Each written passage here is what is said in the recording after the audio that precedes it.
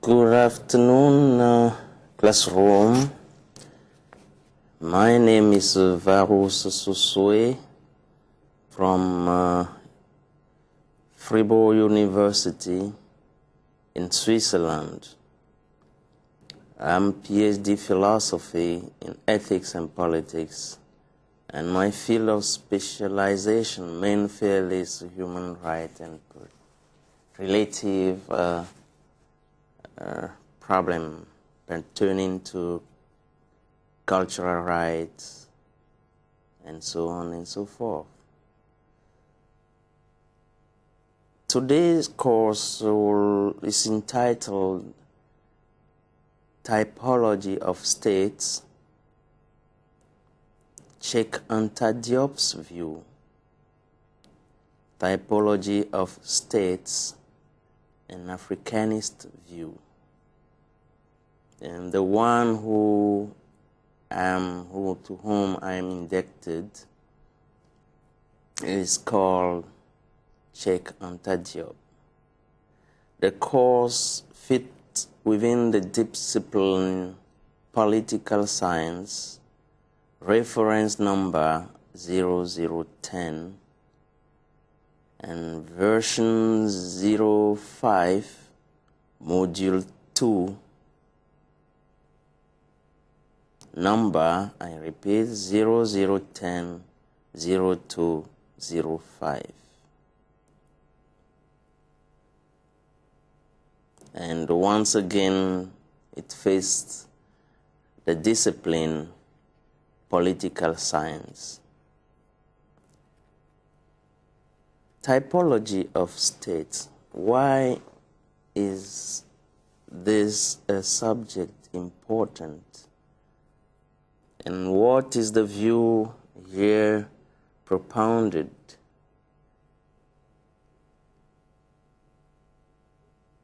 The first question led me to considering to give an example on type of states we do have today nowadays. For example, some states are known to be authoritarian military states. Some states are known to be social democratic states. And some states are known to be, let's say, mixed government, mixed ideological state.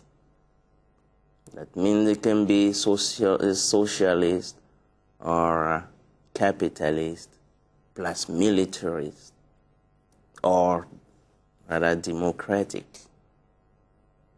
Well, what is behind this typology? Why is that necessary to study this kind of subject? Well, one answer can be given to it, which is the following. Just like we live in our states and pretend ruled by principles of right or law, just the same way we should know about, we should clearly identify as clearly as possible the type of state we are living in. Well, a student of political science should know about it. Student of philosophy, ethics and politics should know about it. And even the ordinary man will have an advantage knowing something in that realm.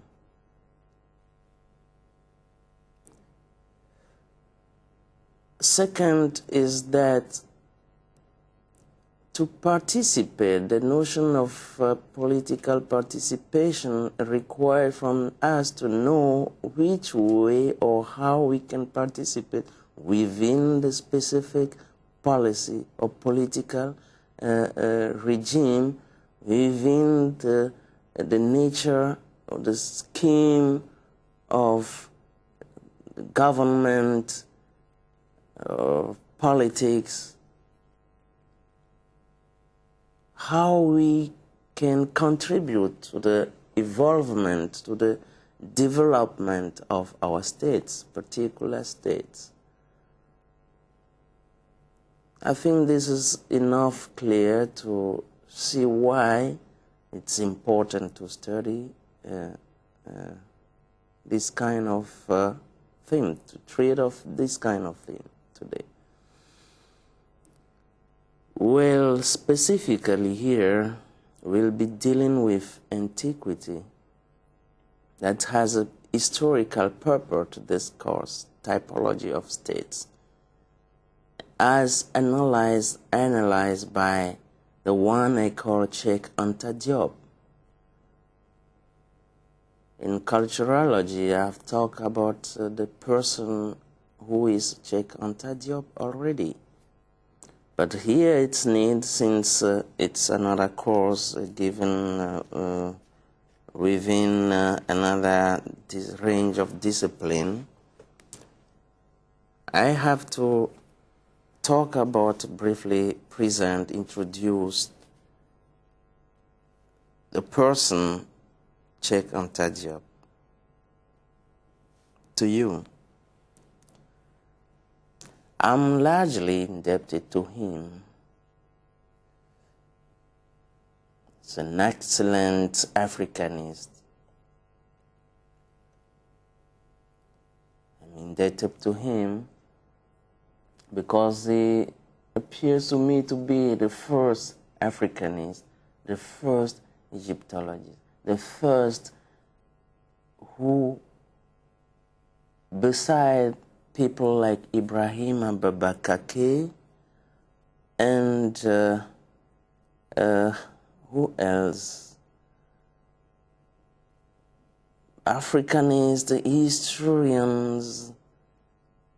He is shown to be, himself to be, one of the most learned. This is why I prefer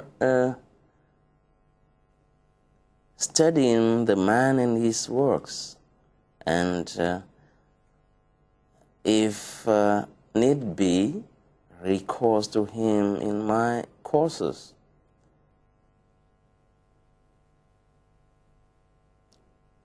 Among Joseph Kizerbo, Ibrahim Abubakar, and people like Jacob Carothers, George E.M. James, I think he's the one who has fought a real struggle so as to rehabilitate or to save the image of Black Africa. Cheikh Anta Diop, who is Cheikh Anta Diop? The most excellent Africanist, inventor and pioneer of the African Egyptology. Egyptology from an African point of view, of course. But as academicians, as a university,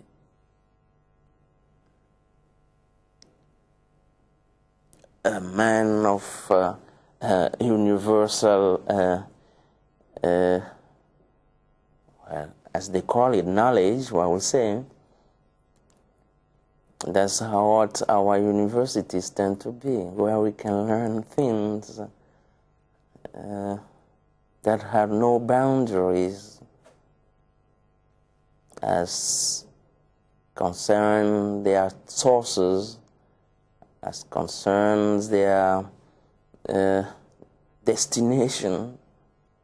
So our courses in university are proposed as things without boundaries, things that deserve to be known by any person who is open-minded enough or who wants to learn.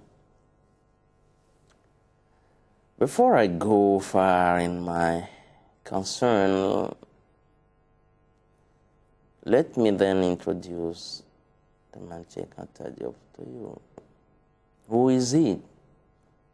He's a Senegalese born in 1923 in the Cayor and died in 1986 at Dakar. As in conformity with his academic career, he claims to be a disciple of men of sciences such as Pierre Curie, the French, all of them French, Pierre Curie, Gaston Bachelard, Theodore Monod. Those three of them, he himself talk about them as, let's say, his masters of thought.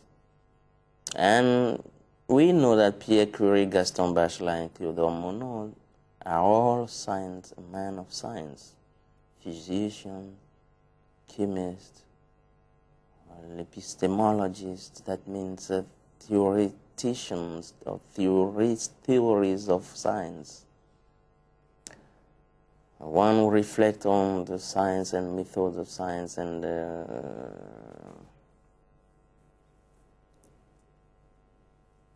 usefulness of science and so on and so forth. What else? Well, Cheikh Anta Diop is a man of science, inventor, director of the Radiocarbone 14 laboratory of Dakar University, and one of the most elevated encyclopedic minds that Africa has ever got. He is the author of a work on nuclear physics. There is more to say. Cheikh Anta Diop has also great passion for archaeology and prehistory, or history as such, giving a place of importance to linguistic studies too. So we see that he's a very learned man with a wide perspective of investigation. It is within the realm of archaeology, history, or prehistory, and linguistics that as anthropologist, historian, and humanist, he has brought his rigorous and pertinent researches on Black Africa.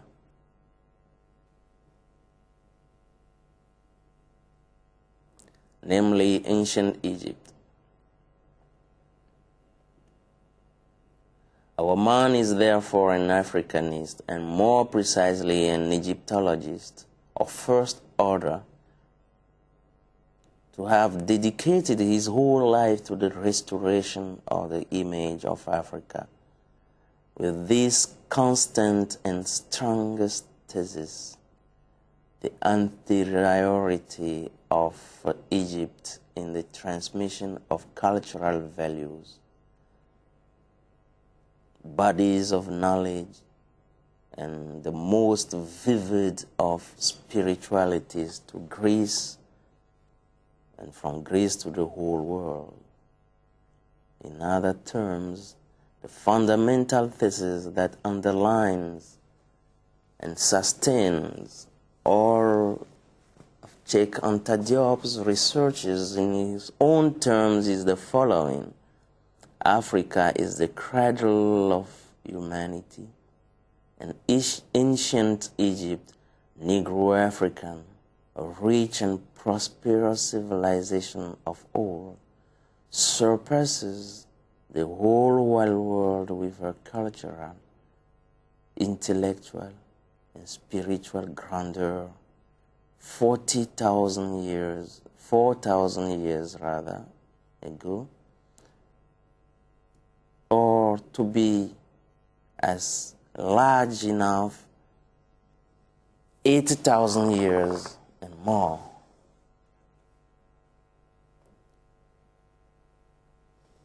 To be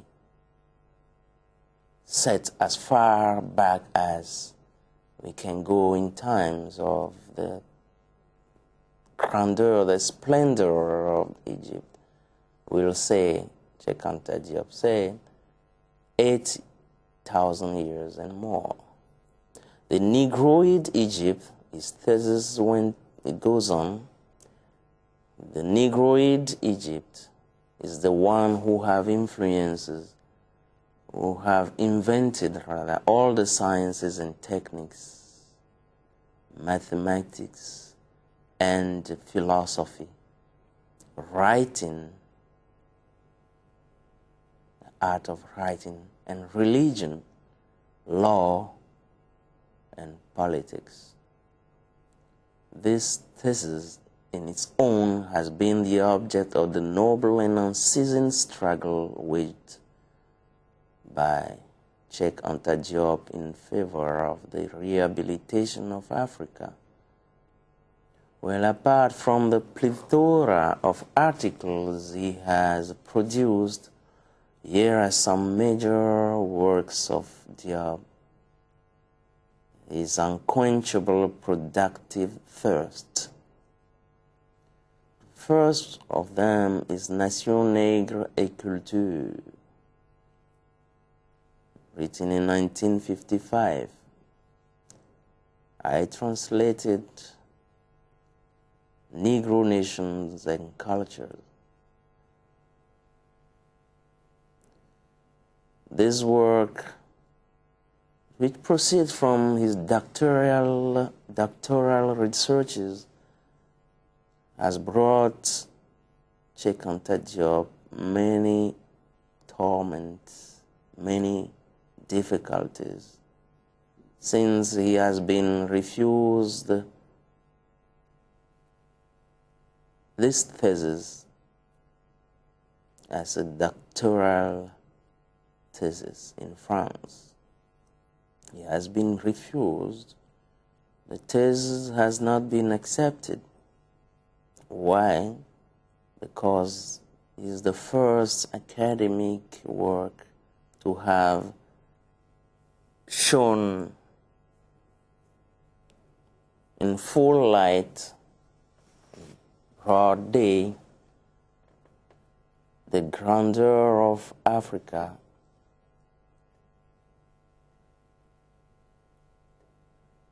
While all other previous work, especially from his Western teachers, professors, have denied Africa any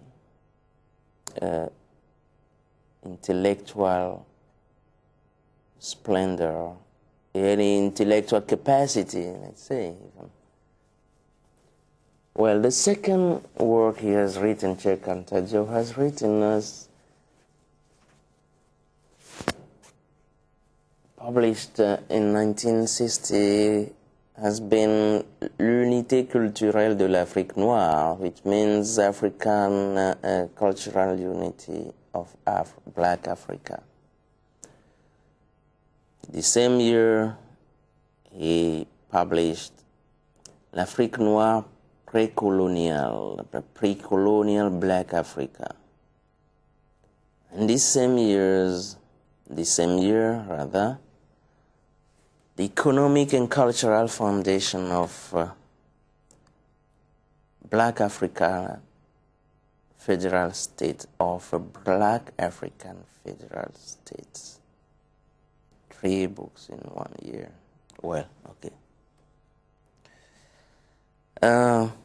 In 1967, he has published Anteriority of Black Civilization, of Negro Civilization, Myth or Historical Truth.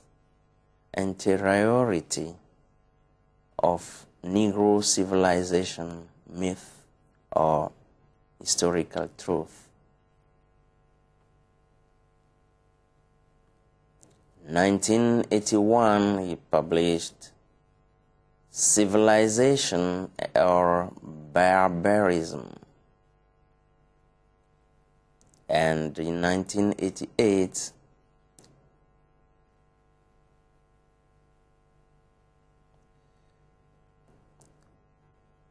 Opus Posthumum,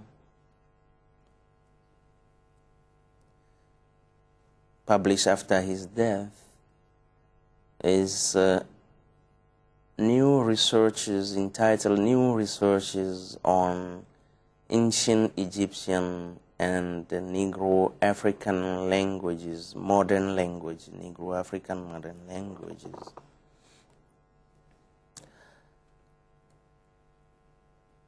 So, Cheikh Anta Diop's task has been to elevate or to hew out of the magma of denigration or down-pressing of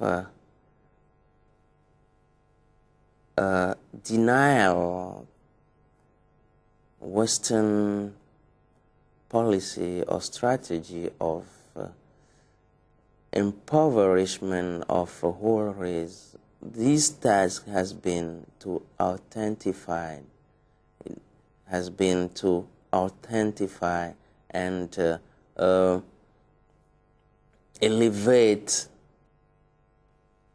the Black African image tarnished by all kinds of production, literary and philosophical, anthropologic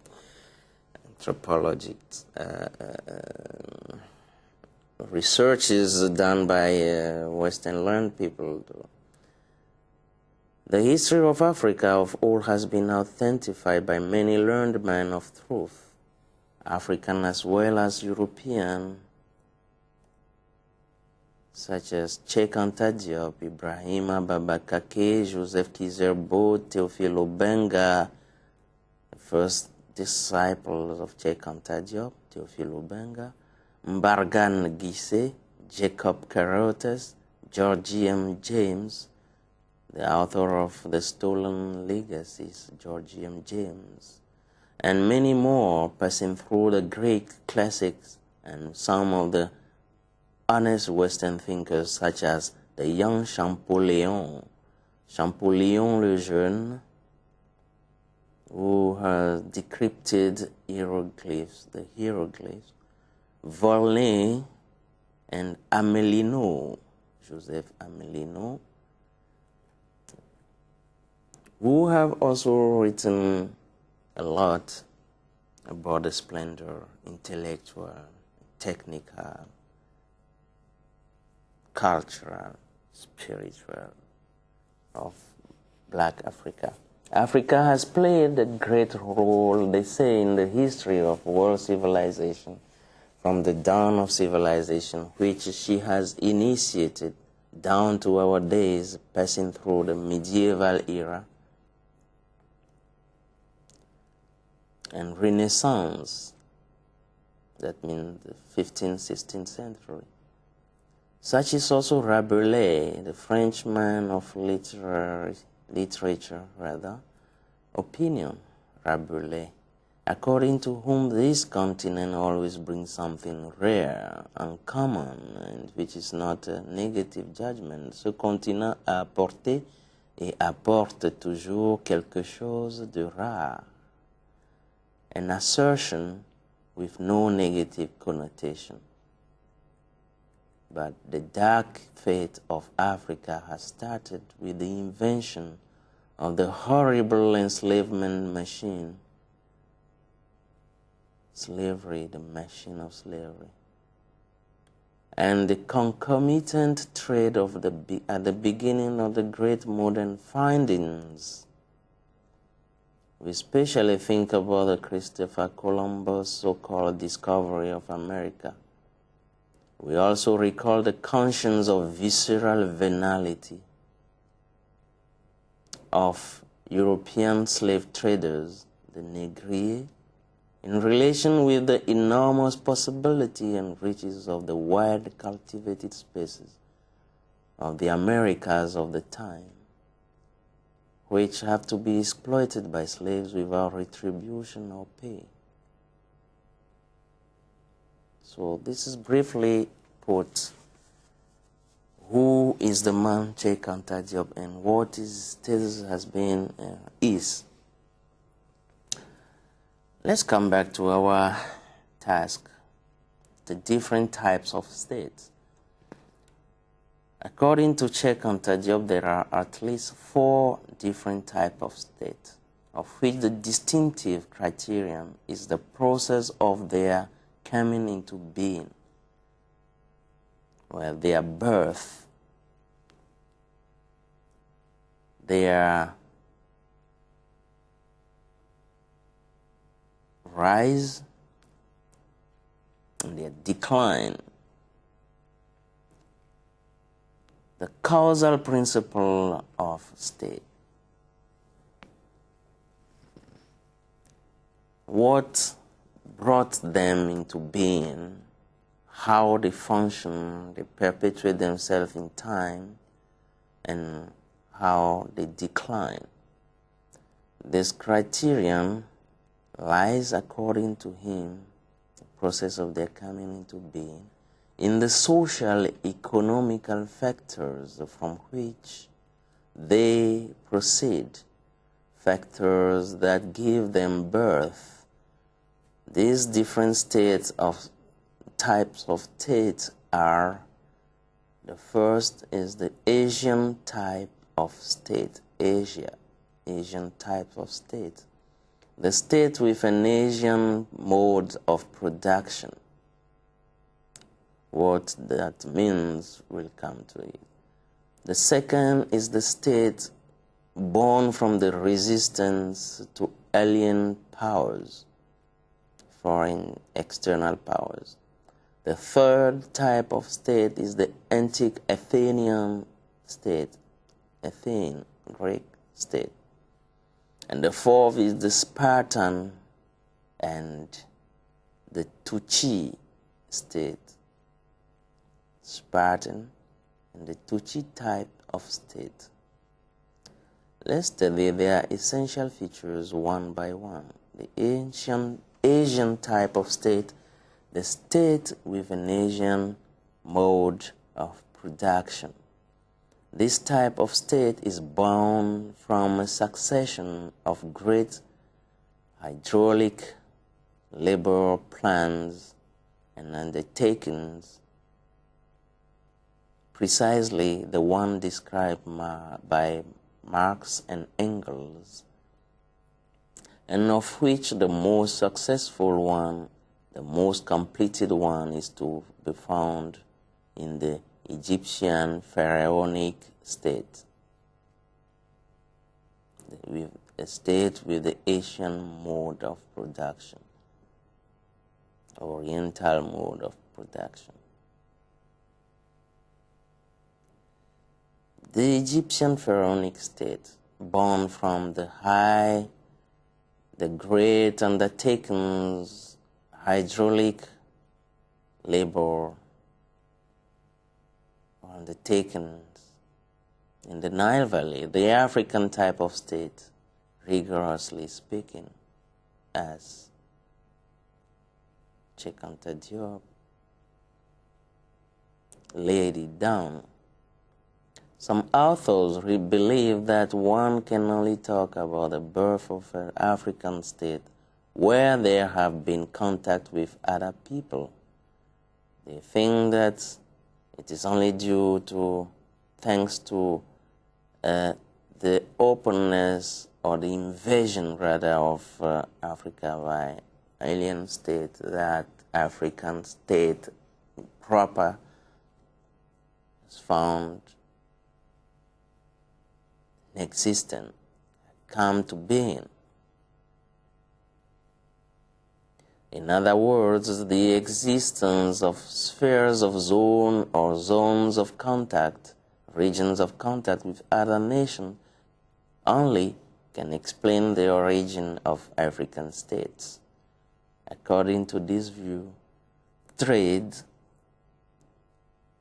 economic or commercial relations are the basic national factors that lead to the establishment of borders.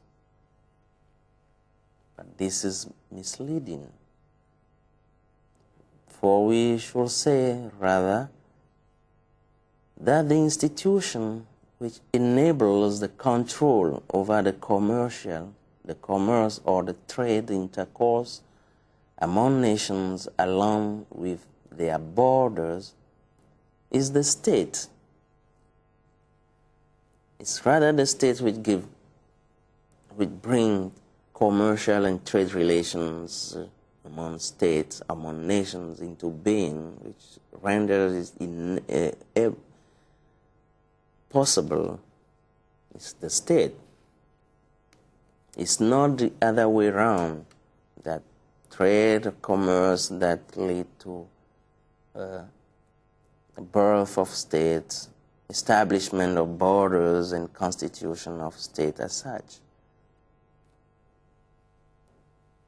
Right. What that means, the notion of state is here, it's questioning us. The condition of possibility and efficiency of the control over commercial or trade intercourse, the condition of possibility and efficiency of the control over commercial and trade intercourse is the state. So when we're talking about state here, we doesn't have in view the modern state as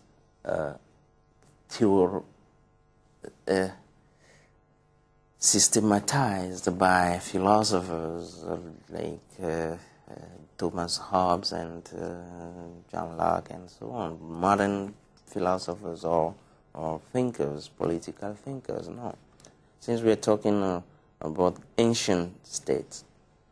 Prior to this relation of commerce and trade intercourse and relation of any kind, the state and its structures exist. It's to be found. Accordingly, a distinctive feature of this category is the importance of a civil power as opposed to and compared with a military power.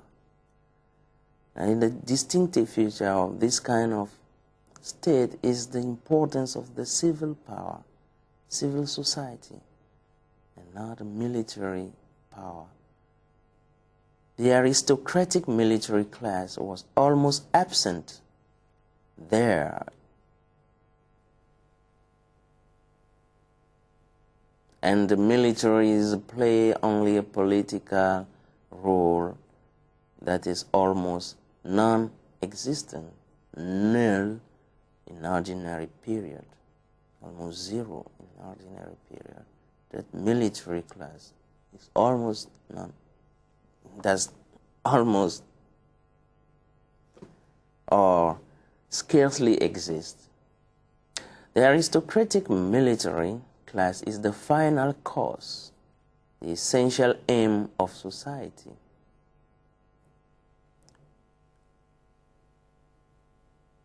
It's not at the beginning of society. It's not a causative principle of state. War has only a defensive function.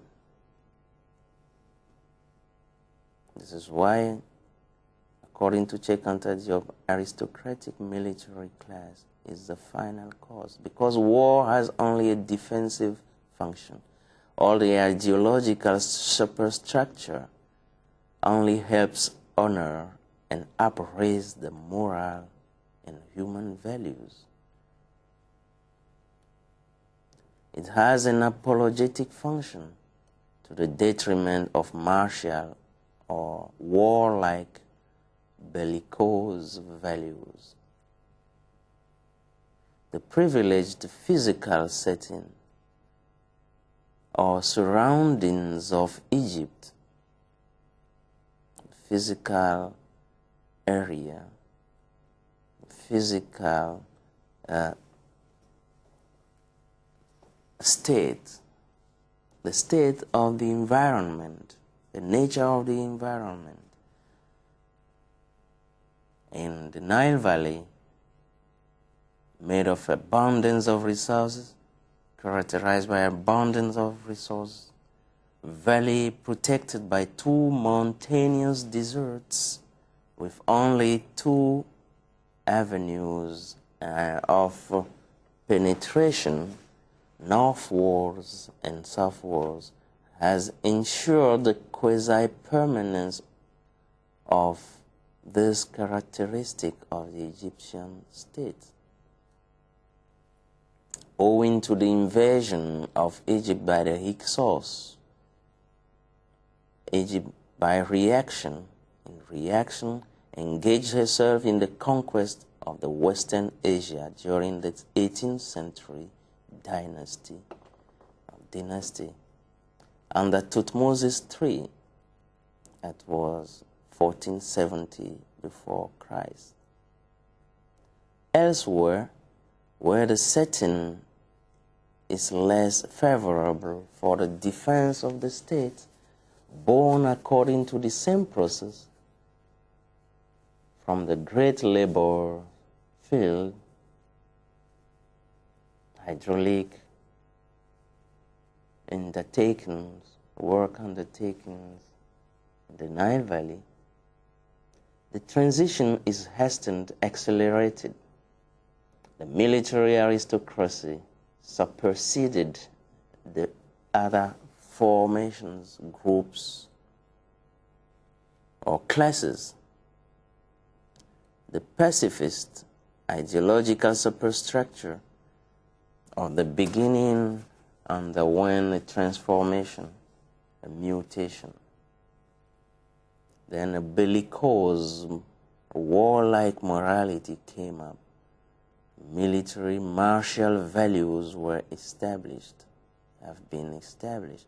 Probably such have been the case of ancient Sabaean states of the Arabic Peninsula, the Arabic Isthmus, the Mesopotamian states, particularly those of the reign of Sargon the First of Akkad, the Aegean states, la mer d'Égée, les États d'Égée, l'État d'Égée, in French, Aegean or Aegean states, and the state of the Etruria. Well, in any case, the state that proceeds from those great labor fields, such as down in the Nile Valley, elsewhere, Mesopotamian and elsewhere, and is constrained. That state which proceeds from those great and is constrained to adapt to warlike condition is also forced to modify its social political philosophy or thinking. Well, whatever the case, this type of state, as the previous remarks show, is founded on a consensual collectivistic basis, and as the only appropriate means to ensure the survival of the collective or community. Such a state is defended by citizens. Today we'll say the civil society, civil power.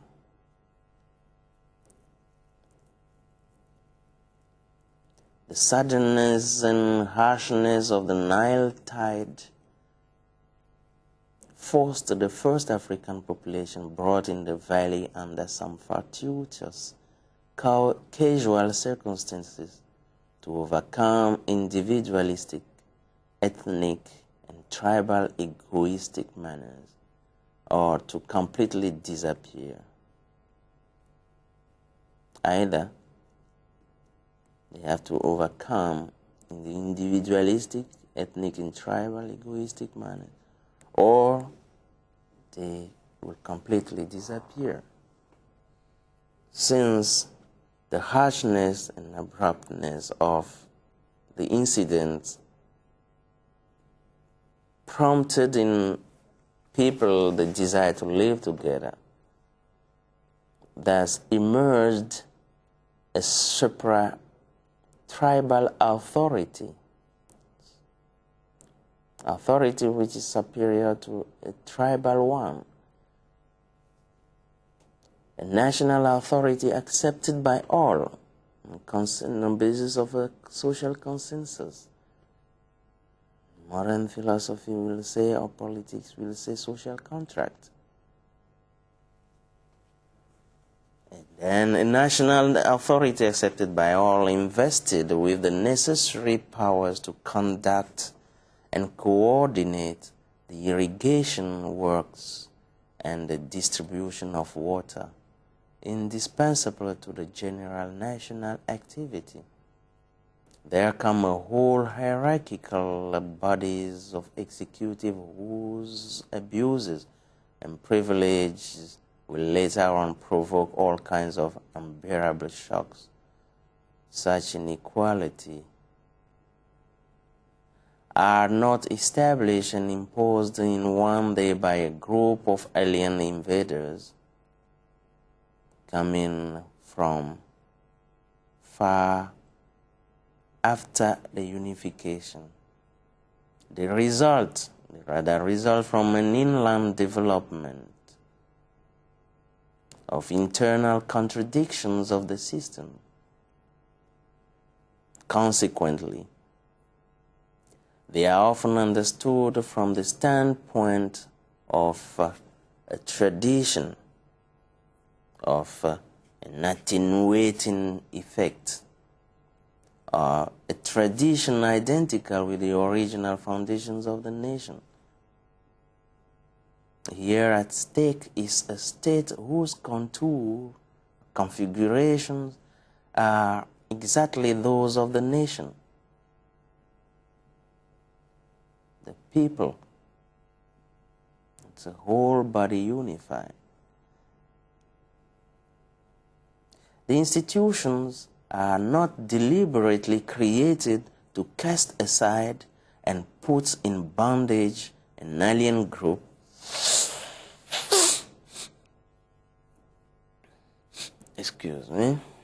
an alien group unjustly or justly considered as ethnically different from the winner group. They are, so to say, of an internal national usage and consequently display a less abrupt, rash aspect. For this reason, they are proper to engender a social stratification of a more or less tribal character, accepted by the people once the systems can be protected from too flagrant, blatant, or patent abuses. These structures are then less apt than the others to generate social and political revolution. A confederation of tribes thus give way to a nation and create a state by dint of organizing itself such to challenge natural obstacle, as one Toynbee laid down, such to overcome an obstacle whose elimination or eradication requires a collective effort that surpasses the means of just a little group. This is why it's appear that within that context of natural context, physical context, there can only be established a collective type of state a state, as we said, with the Asian mode of production. The second type of state is the state proceeding from the resistance to alien forces. This second type of state is closer to the previous one, the state proceeding from the resistance to alien forces, the second type of state, and is closer to the previous one, the state with a mode of production, Asiatic mode of production. It is so closer to the previous one, to this one, in that only the nature of the obstacle to be overcome changes form. Only the nature of the obstacle to overcome changes its form. The first to the second. The first to the second. I mean the mode, the collective, the Asiatic mode of production or principle of causation of the state will undergo a transmutation. It will become a state with military basic, an ethnic homogeneous group, a confederation of exogamous tribes gets organized. This is the way this kind of state find its birth, its rise. Ethnic homogeneous group, confederation of exogamous tribe gets organized not for conquest, but to fight against a danger, an external enemy. Conquest here opposed to a defensive strategy. They get organized not for conquest, but to fight against a danger, an external enemy. Thanks to the original division of labor on the clannish scale, a military aristocracy appears, emerges, and progressively arrogates or appropriate political rights, which quickly tend to be hereditary.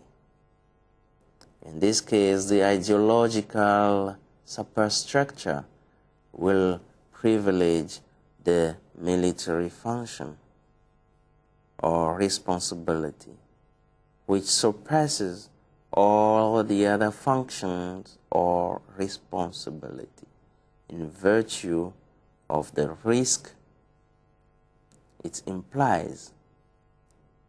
The protector of society ends up overruling it. I mean, the military class ends up overruling the society, governing it in view of the circumstances which engender this protective activity.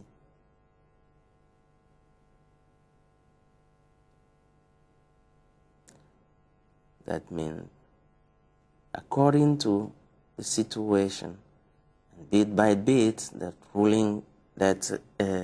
defense class become class of rulers, class of governors. But this still remains a nation state. The configuration of the state is quite identical with that of a nation, which in the case of a collective resistance to the enemy, under the governance of a valuable military caste, becomes singularly, peculiarly aware of its individuality. In many ways, at different degrees, this applies to the Vercingetorix wills, la Gaule de Vercingetorix. It's applied to the French nation under Charles Martel, who stopped the Arabs' invasion in 732 after Jesus Christ. Generally speaking, this assumption can be extended to Christian nations of the West that have waged the crusades against Islam or the Saracen. From this perspective, it will be interesting to revisit the African epic literature of the Middle Age, and in particular the Chanson de Roland, where this dialectical opposition which delineates, which separates and departs the Western consciousness from the Arab nation is particularly neat.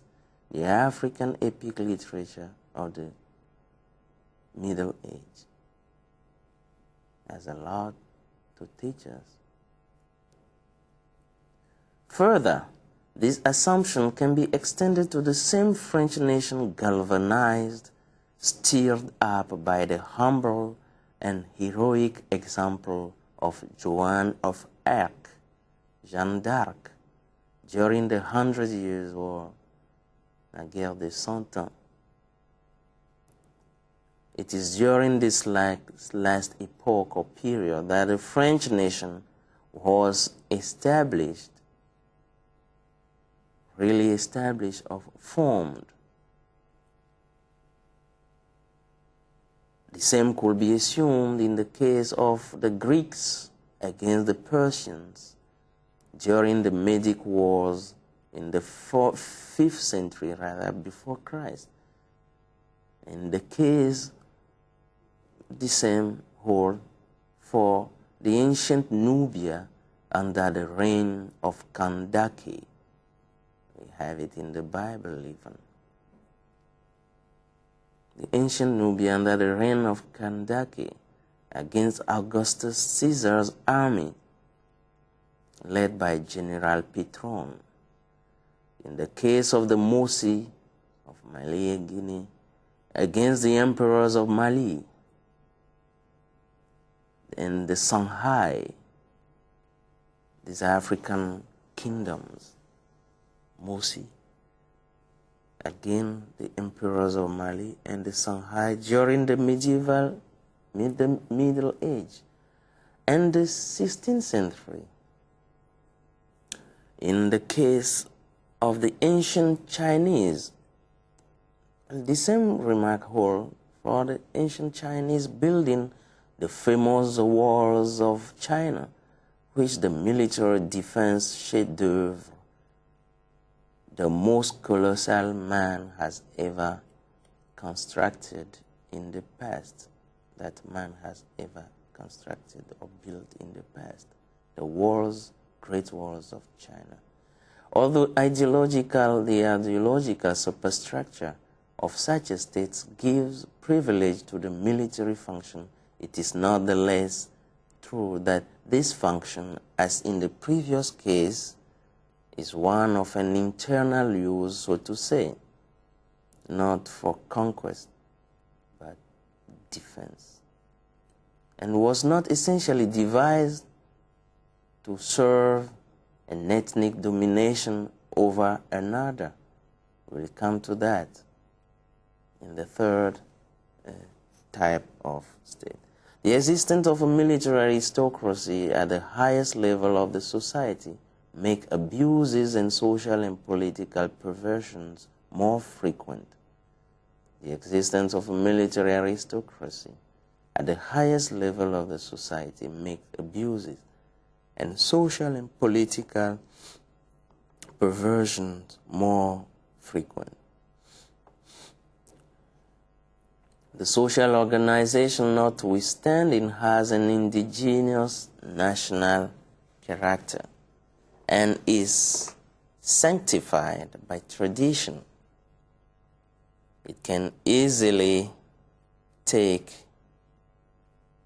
the structure of a caste in the African sense, not the Hindu sense. The caste in the African sense, with the absence of that kind of radical rejection of a part of the members of society, of the same society, les intouchables. African sense of caste is different in that way. No member or group member of society is so rejected as in the Hindu society. Well, the two types of states here evoked now, or just approach, can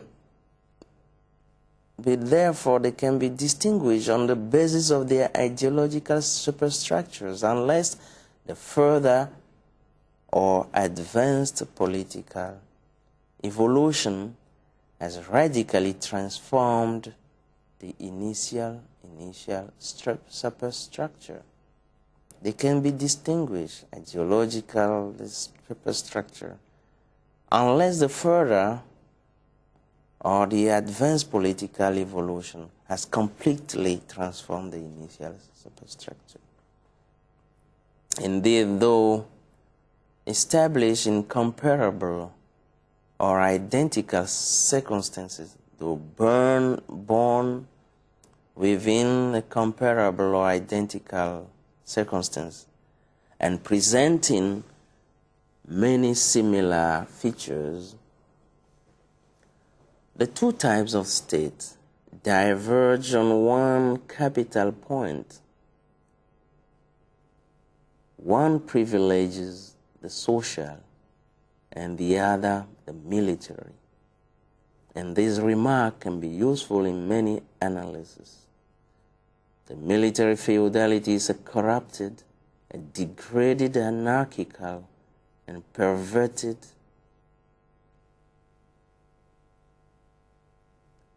category of this second type of state, of a military class. The military feudality is a corrupted and a degraded anarchy, a perverted form of the military superstructure kind of state. Indeed, the feudal regime is often the transition between the disappearance, the decline of a central or centralized power and the apparition, the rise of a new central or centralized power. The change, the shift from one centralized power to another. In the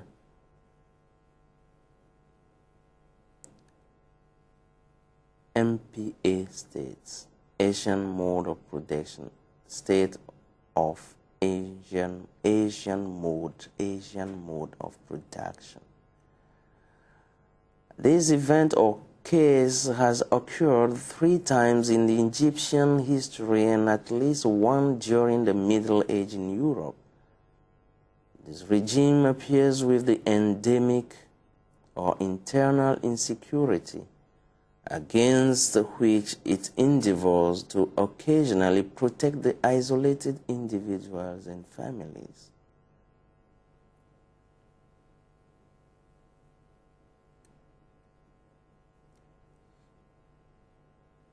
The shift from one centralized power to another,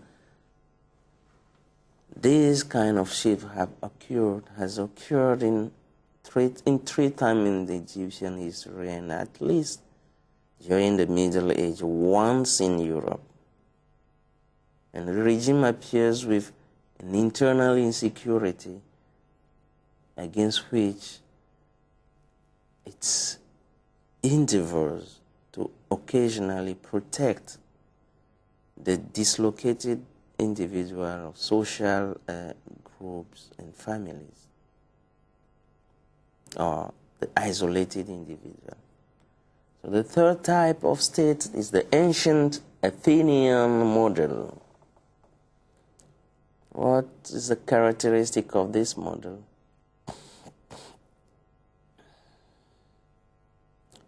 This type of state results from the dissolution of the ancient mode of production.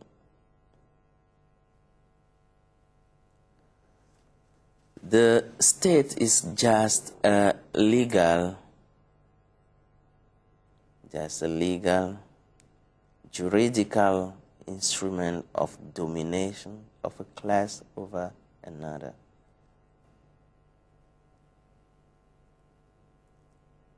The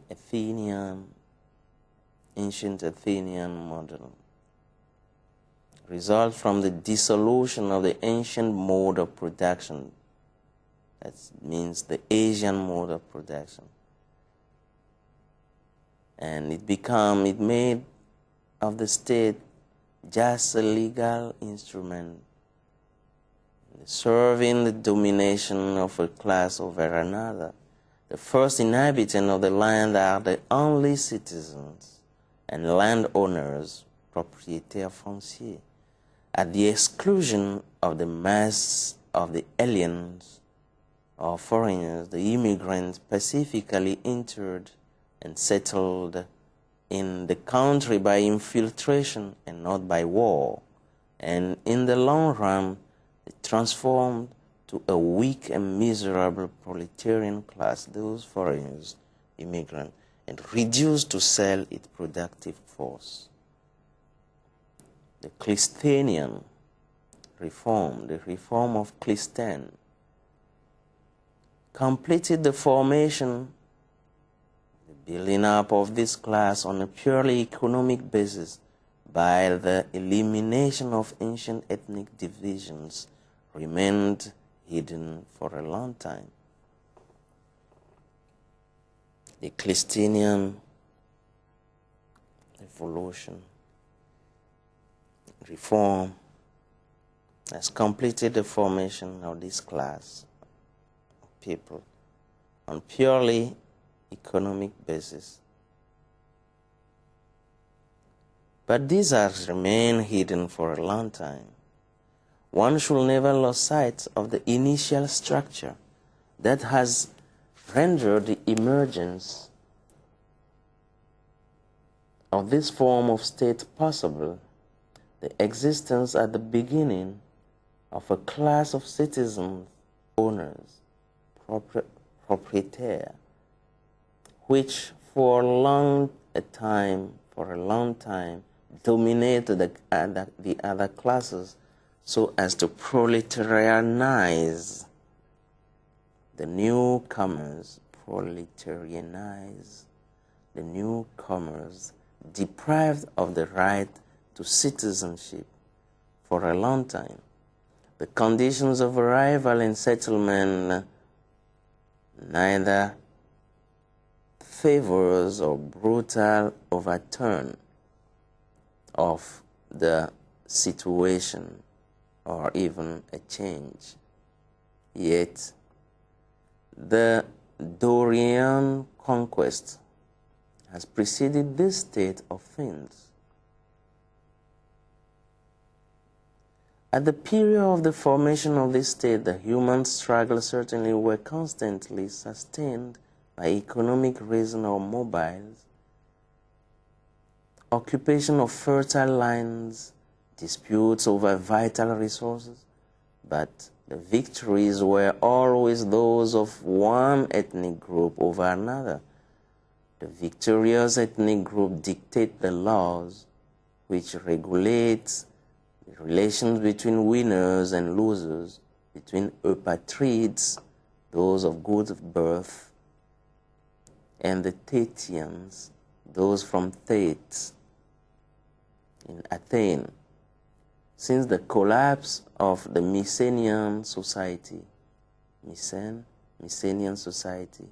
after the Dorians' arrival, the arrival of the Dorian in the 12th century before Christ, this new society was already present.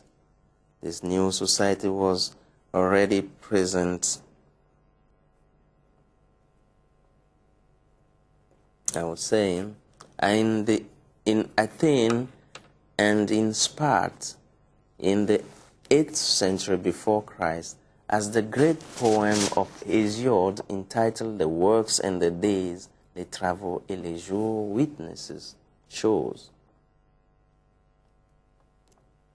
In such a situation, if for reasons examined above, the ethnic assimilation of a loser by the winner or the reverse is possible, the ethnic opposition or struggle that helps support the economical exploitation progressively become an opposition of classes, a class struggle.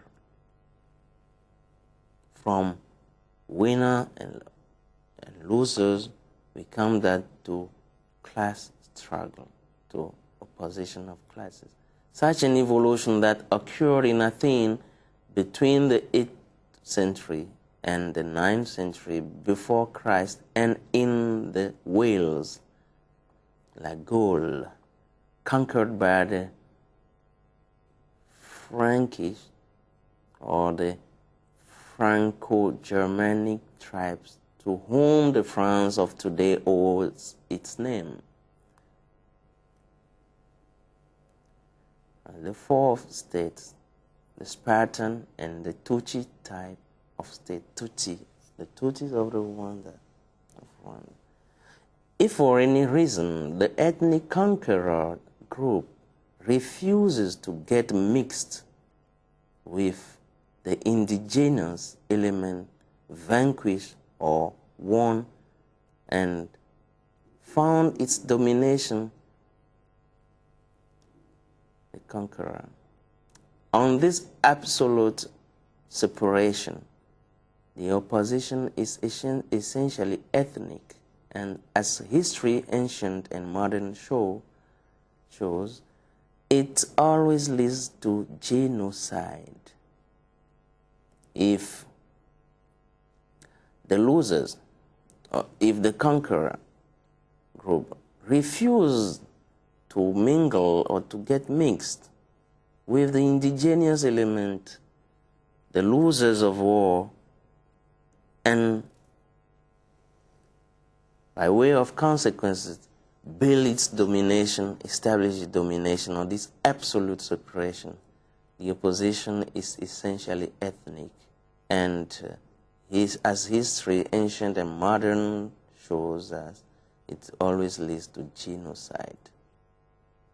We know about it, Hitlerian regime, Nazi fascism. Belonging to the, and nowadays we have it, all those people killed in Armenia and all. And we still have it among the secessionists, relationship between the central government and the secessionists. We have the same, we experience it now with the Rwanda case. According to Chekanta Job, belonging to this category of states is the antique Spartan state. Belong to this category of state, the antique Spartan state, equals against the inferior Hellenes, the Ilots from Hélène. The Tutsi opposition to the Hutu in Rwanda and in Burundi, whatever the causes of this antagonism, is to be seen as a proceeding from that absolute separation or genocide-like attitude, or the strategy of ideologies, rather, of superiority of an ethnic over the other. The Tutsi opposition then is to be seen as based on this strategy, on this policy for absolute separation between the conquerors, the winners of a war, or,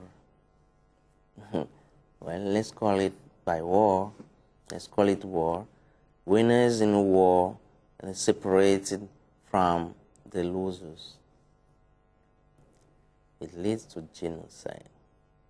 We have the same in the three Americas, including Canada at different levels, Australia, New Zealand, Tasmania, Scandinavia, to a certain extent, Greenland, South Africa, a great part of Asia, and more.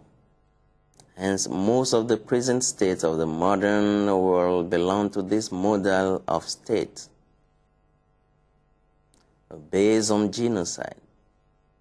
Far from being an exception, the Spartan and the Tutsi model, the genocide-based model of state, is rather the general case, which today embraces the three-quarters or the majority of the emerged land, virtually including the totality of the Antarctic, the northern state. The European ethnic group has thus confiscated, usurped the quasi-totality of the inhabitable lands of the planet within a period of 4 centuries, and categorically refuses the reintroduction of an ethnic heterogeneity in these countries whose ancient indigenous inhabitants it has physically distracted. Or to conclude from this third and fourth model, is the following: is the third and fourth types of state. The state does not comprise the nation. It is different from the nation. Does not include the nation, it's different from it. A minority of winners submit to its law, a majority of losers or proletarian, by means of state coercive institution devised for that precise purpose.